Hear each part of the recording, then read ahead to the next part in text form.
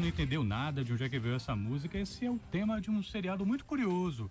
Nosso entrevistado que está aqui do meu lado já sabe do que é que eu estou falando, é Lie to Me, uma série que mostra um cientista hábil em detectar mentiras através de tons de voz, gestos, pequenas expressões faciais também. Aqui na redação mesmo que nasceu esse papo, a gente percebeu o quanto a nossa fala nos entrega, mesmo quando a gente faz tudo para que isso não aconteça. E mesmo que a gente tente evitar, às vezes, uma palavra, um tom de voz, acabam deixando escapar muito do que a gente é. Sobre esse assunto que a gente conversa hoje com um especialista em programação neurolinguística, Cal Mascarenhas. Tudo bem, Cal? Tudo bem, Renato, é um grande prazer estar aqui com vocês. Muito bom realmente falar sobre esses assuntos que, na verdade, tem sido o meu objeto de pesquisa durante os últimos 16 anos, praticamente. Cal, a gente queria começar falando da palavra propriamente dita, né? É um assunto muito extenso, a gente queria destrinchar, né? Vamos por partes, como dizia nosso amigo Jack. Falando da palavra propriamente dita, a gente sempre deve considerar a possibilidade de que a palavra é nossa cúmplice quando... para nos fazer parecer menos arrogantes, mais inteligentes, às vezes até mais imparciais, diga-se de passagem, aqui no universo de onde eu estou falando. Exato. Na verdade, quando a gente está mais atento ao que a palavra mostra, nós vamos perceber que ela vai mostrar aquilo que nós chamamos de coluna esquerda. Nós temos uma estrutura que ela não é aparente, que é o nosso pensamento e o conjunto dos nossos pensamentos e nossas emoções, que a gente diz assim, olha, essa seria uma coluna esquerda, fica aqui no nosso cérebro. E a coluna direita são justamente aquilo que se expõe, palavras, gestos, posturas, coisas que a gente vai mostrar para o mundo. Então, a palavra é um desses elementos que aparecem na nossa coluna da direita, quer dizer, aquilo que você revela, aquilo que te expõe também.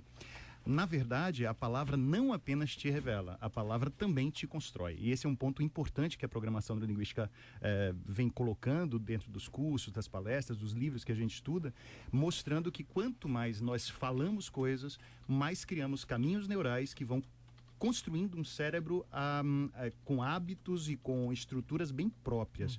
Na verdade, nós somos autores da construção do nosso cérebro. Isso é impressionante. E a palavra é um desses elementos que constroem o cérebro. Trazendo essa conversa toda para o nosso dia a dia, né? Para o nosso ouvinte se identificar logo com a conversa. No dia a dia, muitas vezes, a gente começa frases com um não. Por exemplo, quando quer oferecer alguma coisa a alguém, você não quer isso aqui não, né? Um exemplo como esse faz parte da neurolinguística do nosso dia a dia. Dá para exemplificar com isso, né? Bastante, Felipe. O que a gente fala, por exemplo, sobre a linguagem negativa, isso é algo que se torna um hábito. Dizer o não não pressupõe que aquilo que vem depois vai ficar esquecido. Pelo contrário, o não, ele é ignorado pela mente e aquilo que vem depois vai ter muito mais força. Por exemplo, se eu dissesse para as pessoas agora que estão aqui nos ouvindo e vocês próprios aqui no estúdio, alguma coisa do tipo, não sinta a sensação do seu pé dentro do sapato. Imediatamente sua mente já vai lá para essa região do seu corpo. Eu acho que nossos ouvintes também devem ter sentido, se tinha algum calo, alguma coisa assim, já devem estar chiando lá. Por que ele falou sobre isso? Eu já estava esquecendo que essa dor existia. Ou alguma coisa do tipo, não pense de jeito nenhum, não pense num porquinho cor-de-rosa. Tá, ele aparece na hora. Então, quer dizer, o não é uma abstração que o nosso córtex ele não vai conseguir fazer com que aquilo que vem depois do não deixe de existir, a menos que você crie a condição na mente e depois negue essa condição. Mas esse é um trabalho duplo. Então, a linguagem negativa dentro da programação neurolinguística, quando nós queremos um objetivo, ela acaba sendo profundamente contraproducente. Agora eu quero fazer uma pergunta aí, Renato, que já estava aí com a palavra. Já estava engatilhado aqui. Porque esse assunto, com certeza, acredito que é um assunto que interessa a todos nós. E o ouvinte aí também, que está na nossa sintonia, e claro, pode participar desse bate-papo. Mas essa palavra também pode ser, não sei, traiçoeira, no sentido que, às vezes, a gente acaba dizendo uma coisa que, na verdade, não é exatamente aquilo que a gente queria dizer. Porque não é só a palavra, porque a palavra, ela vem acompanhada com a força, com a entonação, com o olhar, com o gestual, e aí ela potencializa, e aí vai com toda essa força, e o que fica é a palavra, é o que você disse. Verdade. O que você disse. Mesmo não foi essa a intenção, eu estava com raiva, enfim, era um contexto, não importa, já foi. A palavra está lá. Existe uma frase de Lacan, Patrícia, que é assim, a palavra pertence a quem escuta.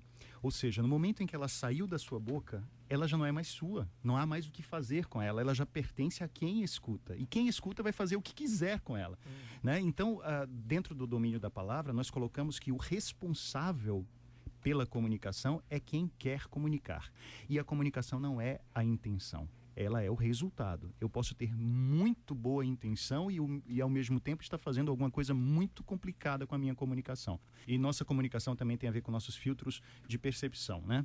Então, isso, cada um tem uns filtros de percepção diferentes e isso vai fazer com que a comunicação seja diferente também. Nós estamos hoje conversando com o especialista em programação neurolinguística, Cal Mascarenhas, sobre como a nossa fala nos entrega ou pode melhorar ou piorar vários aspectos da nossa vida, mesmo quando a gente não quer que isso aconteça. E não é só com a palavra que a gente se entrega e deve se preocupar. O tom de voz também pode descortinar uma pessoa, como explica a fonoaudióloga e especialista em comunicação profissional, Ana Ribeiro. A gente admite que é guloso, a gente admite que é vaidoso, que é ciumento, mas invejoso, ninguém quer ser invejoso. A gente admite isso morrendo de vergonha. Então, você pega lá um cara e diz, Ana, fono, falando numa rádio. É injusto chamarem Ana e não chamarem a mim. Sou 1000 vezes melhor do que Ana. E aí você começa a perceber que aquilo que ela está falando é inveja, mas ela está falando de que foi injustiçada. Ela não está falando que é invejosa. O ser humano é muito bom em prosódia. A gente lê as emoções em 1 segundo. Essa é a música, vamos dizer, a partitura da linguagem humana, da comunicação humana, aquilo que rege a nossa percepção de você está aborrecido, você está irritado, você está triste, você está alegre, você está entusiasmado, você está enciumado.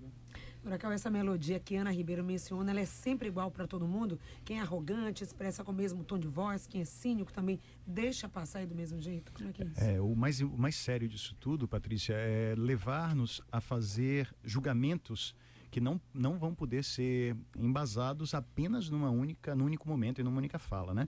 Existem volumes de voz específicos, tons de voz e ritmos que precisam ser analisados em conjunto com o todo da comunicação. Nós costumamos dividir, a partir de uma pesquisa feita por Merabens e Ferris, lá nos anos 1950, mas que ainda é considerada válida. Quando existe incongruência entre o que se diz e o que se mostra, 55% tem a ver com o que se vê no outro. Ou seja, é a parte mais forte, mais da metade da força da comunicação. A expressão facial, é a postura da pessoa, são os movimentos, são gestos. 38% tem a ver com tom, timbre, volume, ritmo, e só 7% tem a ver com a palavra, com aquilo que é dito. Ou seja, então se a gente tira 7%, que é a comunicação da palavra, o que fica 93% é muito mais poderoso em relação àquilo que o outro vai compreender do que aquilo que eu disse. Eu posso dar um bom dia assim, bom dia. Eu posso dar um bom dia assim, bom dia. Eu posso dar um bom dia assim, bom dia. Quer dizer, foram 3 bons dias diferentes aqui, cada um transmitindo coisas completamente distintas. Então é absolutamente plausível uma pessoa dizer, não, cara, mas eu não sou grosso, o meu jeito é assim.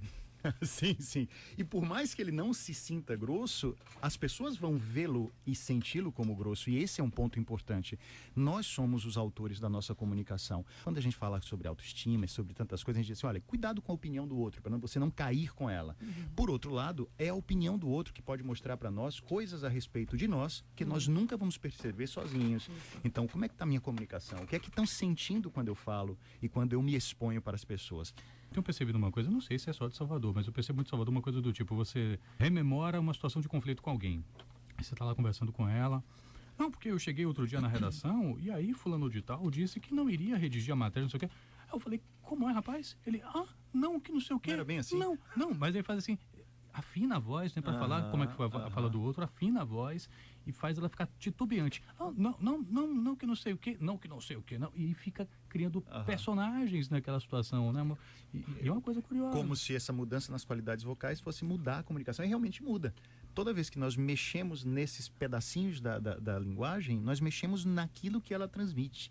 Se eu digo, por exemplo, para alguém, eu não estou afirmando que esta pessoa roubou. Este afirmando falado desta forma muda completamente aquilo. Ou seja, esse afirmando sugere que eu estou levantando uma suspeita, mas não estou... E se eximindo de responsabilidade. De uma forma elegante de sair, tirar o braço da seringa. Agora, Cal, eu queria só trazer um tema aqui para essa conversa e um pouco além. E falar desse aspecto da programação neurolinguística com a autotransformação. Ou seja, a forma que falamos, a nossa capacidade de organizar, programar a nossa mente e o nosso discurso tem uma relação direta com o nosso sucesso em todos os campos? Exatamente. Por que a linguagem nos revela e nos constrói? Porque aquilo que nós pensamos, inclusive nossas crenças, são linguagem. O ser humano é composto de linguagem. Isso tudo que está acontecendo aqui agora, nossa interação aqui no estúdio, eu, Renato, você, o Felipe, a nossa comunicação com as pessoas que estão nos ouvindo, tudo isso só é possível acontecer porque é linguagem. O ser humano é linguagem o tempo todo. E dentro de nós existe uma linguagem que não é a interpessoal, ela é a intrapessoal, que é a linguagem que nós comunicamos coisas para nós mesmos. Crenças, valores, emoções. Então, se eu digo para mim, não vai dar certo, não adianta... Eu não vou conseguir essa promoção. Não há como. Então, na verdade, eu já estou fazendo com que uma limitação aconteça. Limites existem? Claro que existem, mas existem limites e existem limitações. Os limites físicos, concretos, a gente vai perceber mais tarde. Mas as limitações acontecem antes da atitude. E eu posso ter uma limitação que me impeça de perceber se o limite é real ou não. E aí eu não faço porque eu acredito que não vai dar certo. Quer dizer, essas comunicações que nós fazemos internamente, coisas do tipo, isso aí é muito caminhão, ou melhor, muita areia para o meu caminhão, essas coisas nos impedem de tomar atitudes. E aí nós travamos e nunca vamos saber se aquilo era uma realidade ou não. Mas isso também se aplica a outras pessoas. Por exemplo, se um pai, uma mãe, um educador, alguém diz para uma criança, para um adolescente, para outra pessoa, olha, você não pode, tal. Claro. E aquilo vai criando também esse registro. Nós chamamos de detonadores, são detonadores. Patrícia, imagine uma situação real acontecida com um professor. O menino estava super feliz porque tirou uma nota boa na matéria. Mostra o professor, eu tirei um 9, que maravilha, olha só, eu sou inteligente, professor, eu sou inteligente. Aí o professor olha para o aluno e diz assim, mas também se você não tirasse esse 9, eu dei aulas tão boas. Ou seja, ele detonou a impossível inteligência da criança, que ela estava se sentindo bem com 9, se autovalorizando. Quer dizer, às vezes nós dizemos coisas que, mesmo não sendo com a intenção de diminuir o outro, podem fazer com que a autoestima do outro caia. Aqui no Frequência Baiana estamos recebendo o especialista em programação neurolinguística, Cal Mascarenhas, e tem pergunta de ouvinte, né, Felipe? Tem pergunta de ouvinte. A Mariana Mari disse que ela pergunta, as limitações intrapessoais são conscientes e como fazer a linguagem trabalhar a nosso favor? Perfeito. Elas podem ser muito inconscientes, viu, Maria? É muito interessante notar que, às vezes, quem vai nos revelar é o outro. É aquele que nos escuta, é a pessoa que está do nosso lado, é o nosso colega de trabalho, é o nosso cliente. Então é muito importante perceber que os feedbacks das pessoas podem nos revelar muito a respeito do que nós estamos passando para o mundo. Nem tudo o que te falam faz sentido, mas faz sentido ouvir com atenção o que te falam. Eu vejo, por exemplo, dentro do universo organizacional, que é com o qual eu trabalho com muita força, às vezes mudar uma palavra da forma como ele se refere, por exemplo, ao cliente, isso muda totalmente o que ele vai sentir a respeito desse cliente. Uma pessoa, por exemplo, que se acostumou a dizer que o cliente é chato, de repente diz, puxa, na verdade esse cliente não é chato, esse cliente é uma pessoa que exige qualidade. Esta turma é impossível, eles são muito tapadinhos, não entendem nada. Um professor se refere a uma turma desta forma. De outra forma, ele pode dizer assim, não, na verdade eles não são difíceis, eles não são resistentes ao processo de mudança e de educação. Eu é que não estou sabendo fazer com que a comunicação chegue ao mundo deles.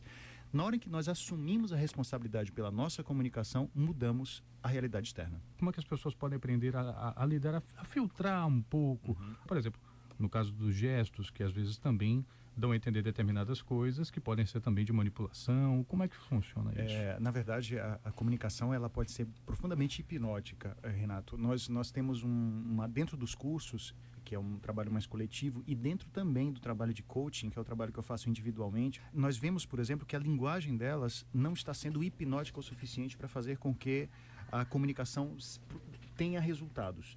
E em outros aspectos, não, é exatamente o contrário. A pessoa tem um poder de influência muito grande, mas ela não tem a ética que dá suporte a esse poder de influência.